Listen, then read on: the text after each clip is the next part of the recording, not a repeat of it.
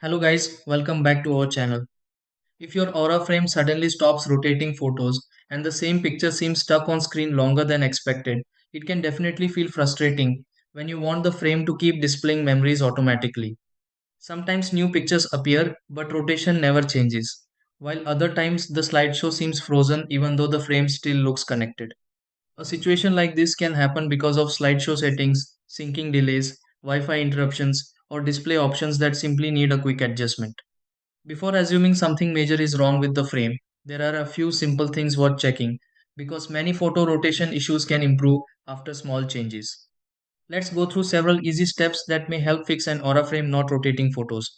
Try these. Step 1. Check slideshow settings on the aura frame and confirm photo rotation is turned on properly. Step 2. Open the app connected to the aura frame and review whether recent photos finish syncing normally. Step 3. Confirm the aura frame stays connected to Wi-Fi if photo changes seem delayed or stuck. Step 4. Restart the aura frame briefly if the slideshow still refuses to move between pictures normally. Step 5. Review timing settings on the aura frame if photos remain on screen longer than expected.